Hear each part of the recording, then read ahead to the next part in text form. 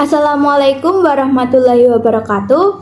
Halo semua, perkenalkan saya Nabila Putri Renanda, nomor resensi 29 dari 11 TITL 2. Di sini saya akan menjelaskan terkait tugas resensi novel saya dengan novel berjudul Alster Lake.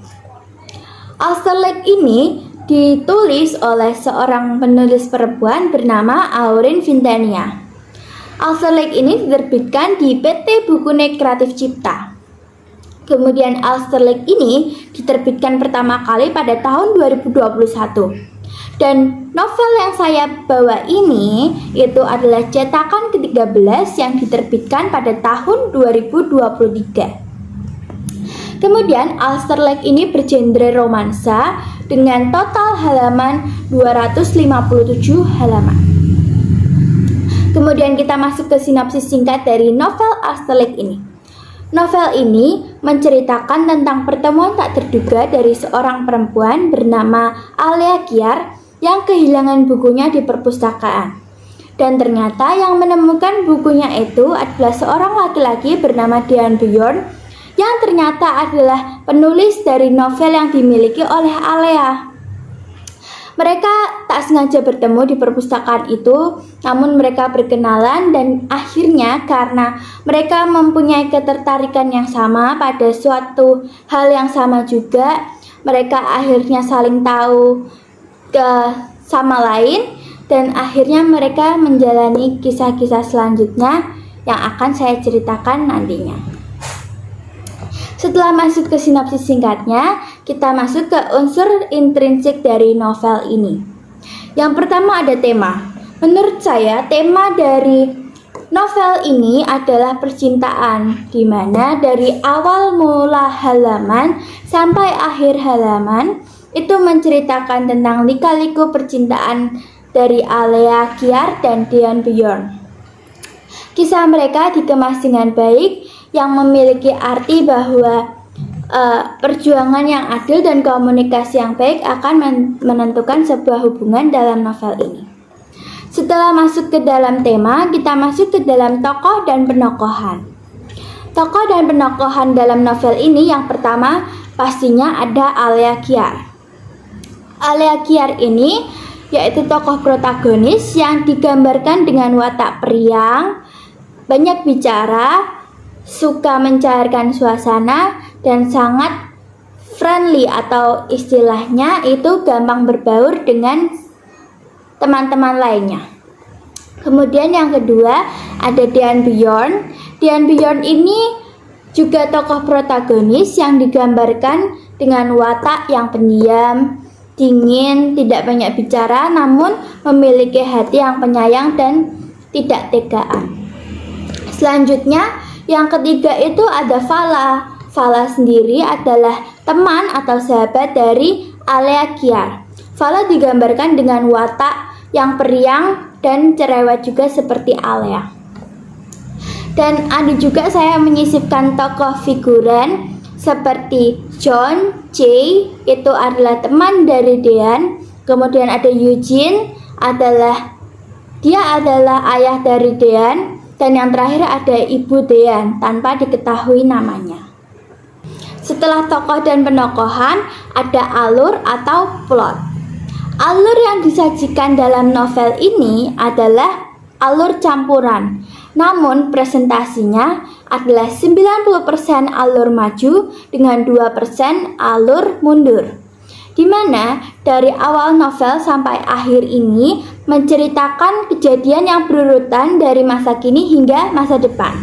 Namun di salah satu bab atau beberapa bab itu disajikan tentang kilas balik dari kisah Dean atau kehidupan Dean sebelumnya, saat masa kecilnya atau saat masa remajanya.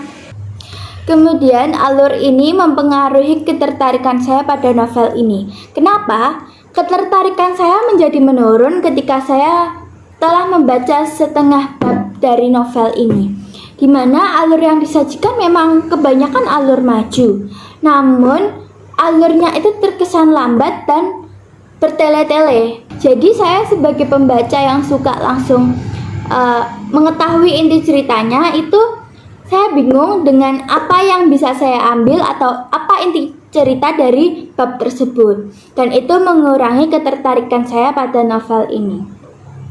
Hampir beberapa bab itu memiliki inti yang sama, jadi dalam resensi saya kali ini saya sedikit kesusahan untuk meresum apa inti dari bab tersebut karena terkesan kurang penting dan sama saja seperti bab-bab sebelumnya. Kemudian ada latar.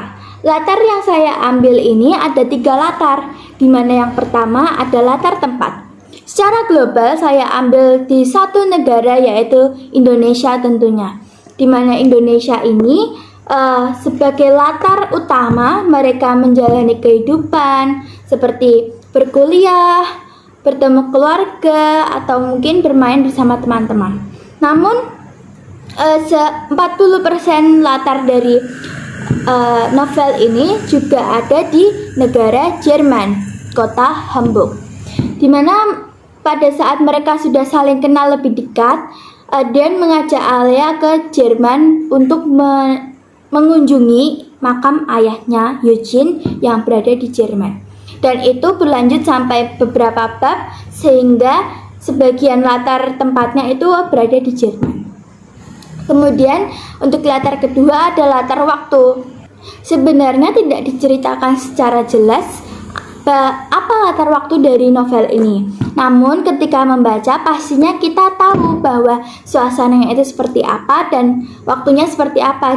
Jadi saya menyimpulkan bahwa latar waktu yang ada di novel ini dari mulai pagi, siang, sore, hingga malam. Dan yang terakhir latarnya itu adalah latar suasana. Latar suasana dalam novel ini mungkin menurut saya dari awal hingga pertengahan itu menunjukkan suasana yang romantis, kisah cinta yang mulai tumbuh di antara mereka dan rasa senang. Kemudian dari tengah-tengah itu mulai muncul konflik sehingga suasana yang ada di novel ini itu ada yang terkesan sedih, terharu, mellow. Namun saya simpulkan bahwa novel ini memiliki latar suasana dua, yaitu senang dan sedih, karena itu mencakup keseluruhan dari suasana yang ada di novel ini. Selanjutnya ada gaya bahasa. Gaya bahasa yang digunakan di novel ini itu adalah gaya bahasa sehari-hari yang sering kita gunakan kok. Jadi ketika membaca novel ini itu gaya bahasa yang digunakan sangat mudah dipahami karena dia menggunakan kata yang biasa kita gunakan sehari-hari. Namun jika harus memilih majas yang digunakan dalam novel ini, saya bisa memilih satu majas, yaitu majas hiperbola, di mana hiperbola itu majas yang kesannya dilebih-lebihkan. Karena di dalam novel ini ada satu contoh ketika ada puisi, kemudian ada obrolan sehari-hari, ada ketika mengungkapkan perasaan, itu kesannya seperti terlebih-lebihkan. Kemudian ada amanat. Amanat yang bisa diambil dari novel ini yaitu hubungan harus diambil dari keputusan yang tepat dan yakin. Jangan memulai hubungan dengan rasa penasaran semata atau rasa mau menjalin hubungan lagi dengan orang baru. Kemudian komunikasi itu yang paling penting dalam suatu hubungan, contohnya dalam novel ini, karena komunikasi yang baik akan menentukan lanjutnya sebuah hubungan. Kemudian kita masuk ke evaluasi kelebihan dan kekurangan. Kelebihan dan kekurangan setiap novel itu tergantung pada pembacanya masing-masing. Kelebihan pada novel ini menurut saya yaitu unik karena menggabungkan antara nuansa Jerman dan Indonesia, di mana di dalam novel ini banyak sekali kata-kata Jerman sehingga kita tuh bisa mengetahui kosakata baru dari bahasa asing lainnya. Kemudian sketsa digambarkan visual, ada gambaran, coret-coretan, itu menambah fantasi kita pada novel ini. Penulis juga merangkai kata-kata dengan sangat apik, sehingga saat kita membaca novel ini itu seolah-olah Terkadang kita seperti ada di dalam novel ini, kita yang menjalankan langsung kejadian yang ada di novel ini, dan itu berkat rangkaian kata-kata dari sang penulis. Kemudian ada kekurangan. Menurut saya pada novel ini kekurangannya yaitu pada alur. Seperti yang sudah saya jelaskan tadi, alurnya itu terkesan lambat dan bertele-tele, sehingga pada bab per bab itu memiliki inti yang sama. Dan menurut saya yang lebih suka novel memiliki inti yang berbeda-beda dan cerita terus berlanjut, ini sangat mengurangi ketertarikan sehingga pembaca lebih mudah bosan, atau mungkin jika yang suka memang bagus-bagus saja, tapi menurut saya kurangnya pada alur tersebut. Dan kemudian ada tanggapan pribadi saya. Sebenarnya tanggapan pribadi saya ini sama saja dengan kelebihan dan kekurangan, bahwa setelah membaca novel ini saya rate dengan angka 7,5 dari 10. Kekurangannya itu jujur pada plot atau alur.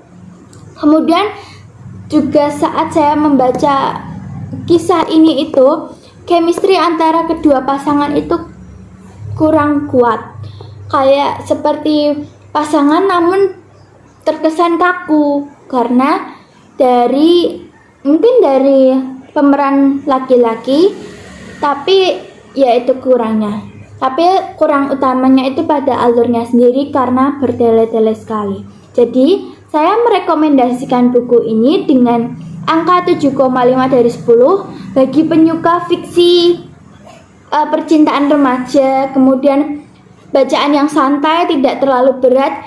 Novel ini sangat cocok untuk kalian yang suka.